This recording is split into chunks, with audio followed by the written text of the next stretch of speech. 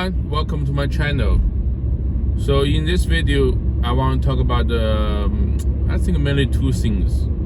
First, as usual, I want to talk about the Shanghai lockdown. Second, I want to talk about the censorship. It has something to do with the lockdown.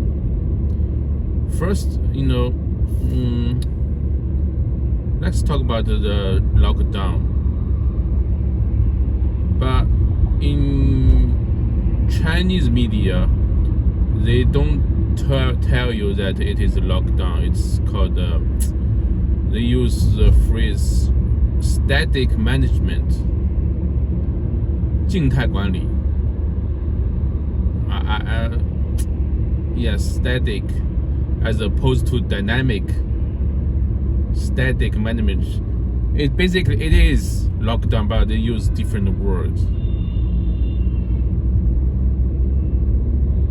Because I think the word lockdown in Chinese means 封城. It means negative. It sounds very harsh. It sounds very brutal, grim. But we use the word static management.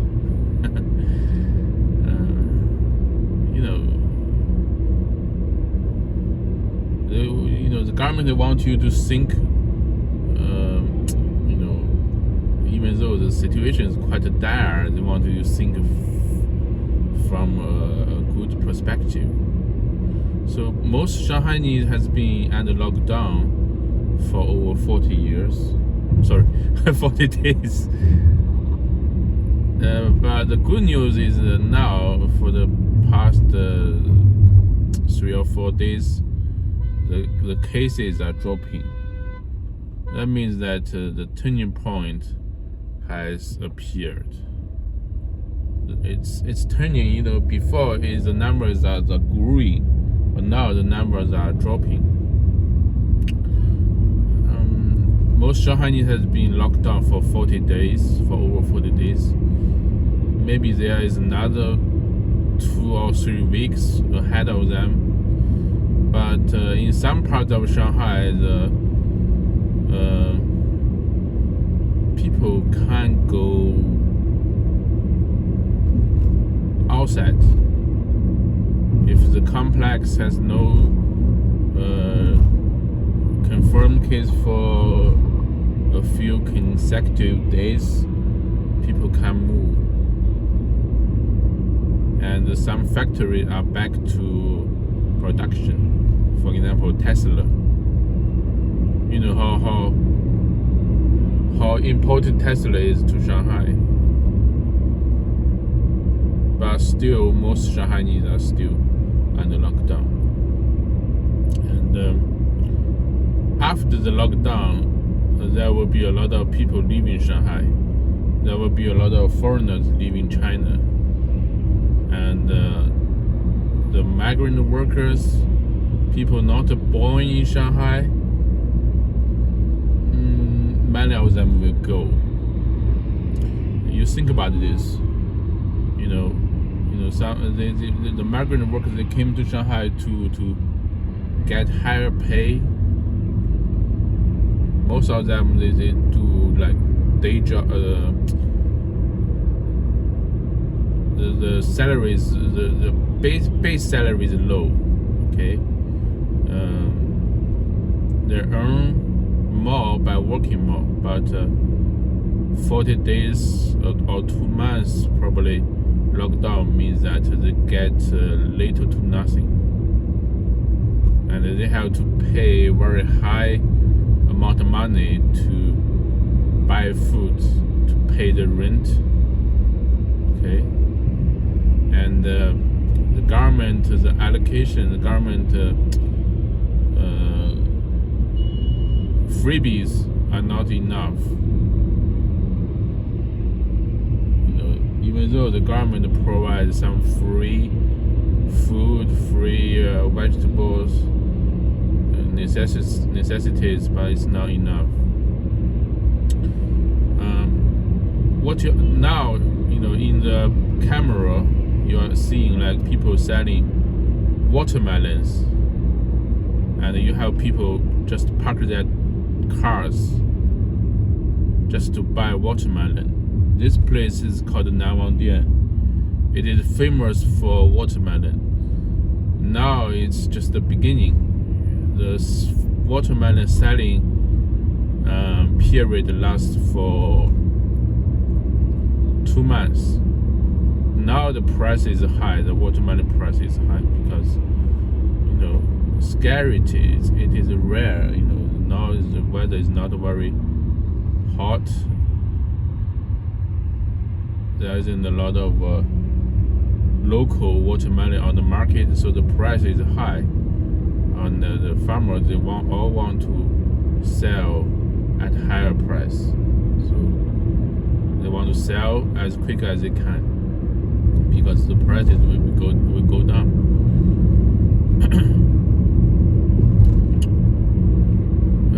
Yes, there will be a lot of foreigners and also a lot of Chinese will leave Shanghai, and I think COVID has been around for like 2.5 years, and the people are more and more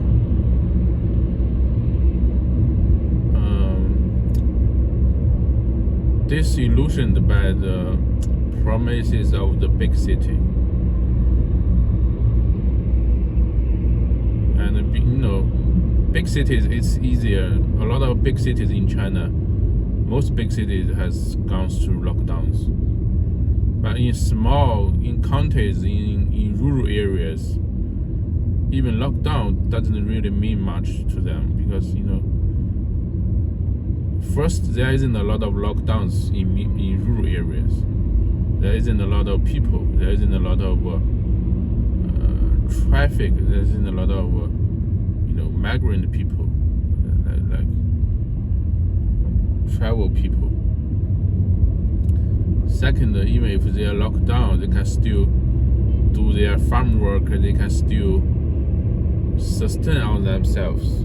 But people living in the city, if it is locked down, it means that they cannot go outside their complex. They cannot go outside their 小区, and they have to pay everything. You have to pay. In the village, you can just grab some vegetables and feed yourselves. And they also have some grain saving up, some wheat saving up. And the gap between the city and the rural area is narrower, become more and more narrow. Okay? Even if you live in the rural area, as long as you have a car, you can always go to a nearby town, like 10-15 minutes, and enjoy the convenience a town can bring. Like for example, a supermarket, a good restaurant,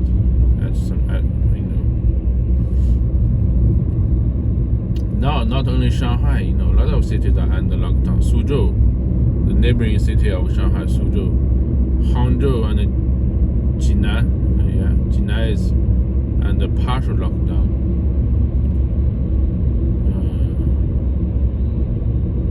Nanjing, right?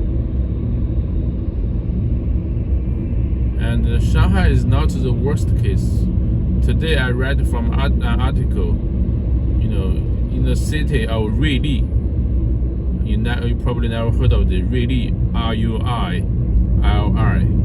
It is a small county neighboring Myanmar. It has about 500,000 people, but Ruili is the city that has gone through the longest lockdown, on and off. It is estimated that for the last year, Ruili has been locked down for half a year.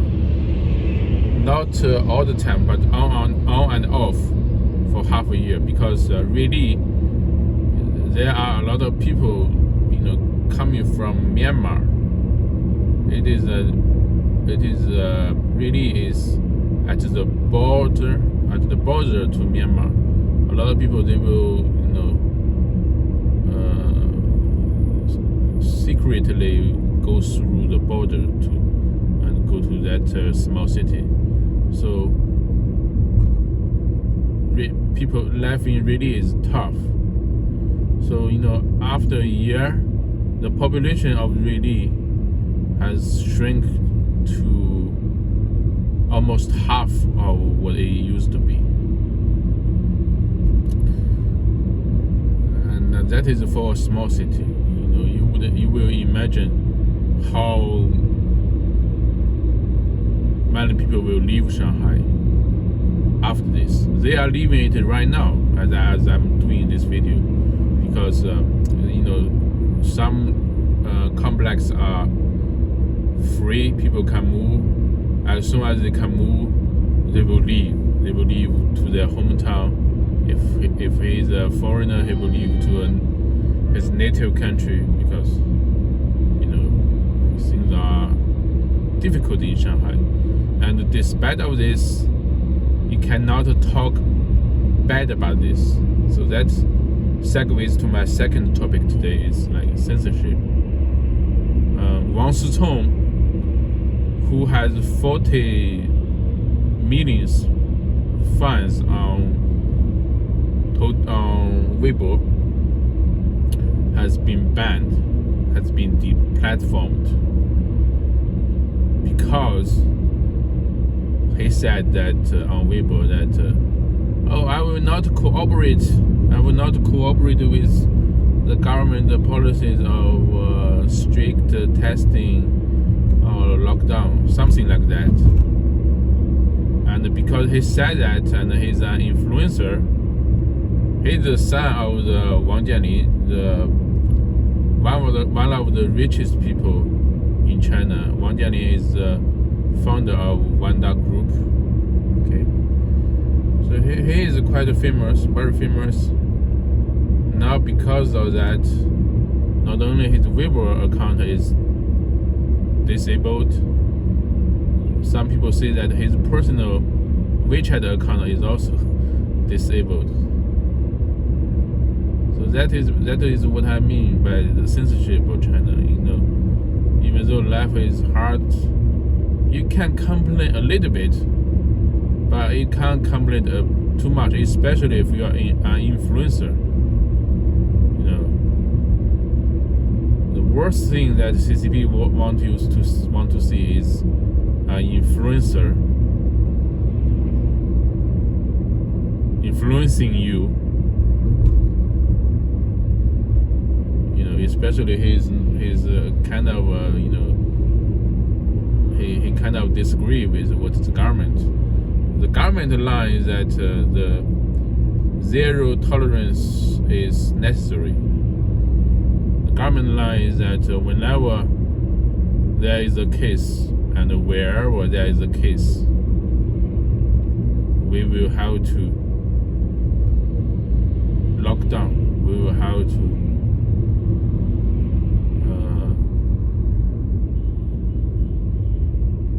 resort to strict measures.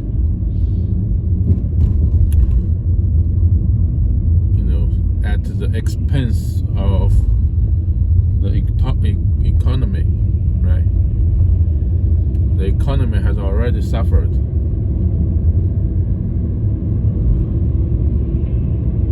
Alright? So, that is part of the reason why people are leaving. Some people are leaving. If you are leaving to a small city, for Chinese, it might be for the financial reason. But if you are leaving to another country, you may have like lost hope. And yes, many Chinese will try to leave this country. It is reported that the immigration consulting or immigration service fees has surged, especially in Shanghai. You know, Shanghainese, many of them, they are rich, they can't afford to live. But most Chinese, don't even think about it. It's very difficult. Most Chinese, are not eligible. Yeah, not eligible.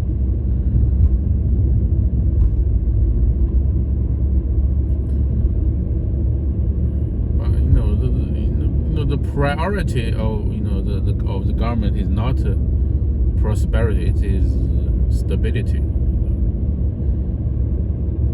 Locking people down is the highest form of stability. You're not moving anywhere, and having people behave is another kind of stability. You're not, especially online. Things can travel fast. The government sees that it is very necessary to control what people think, what people say, what people hear, what people do. So it is what it is. Some people say, like, since you are not changing this, you cannot change the status quo, right? But you can leave, right? They say it's kind of voting by foot. There's no voting in China, but you can leave it. You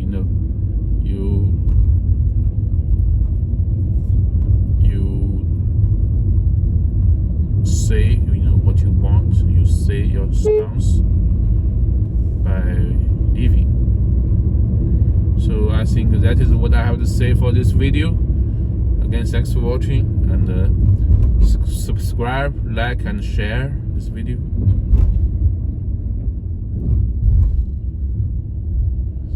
Thanks for watching. I'm out. Bye bye.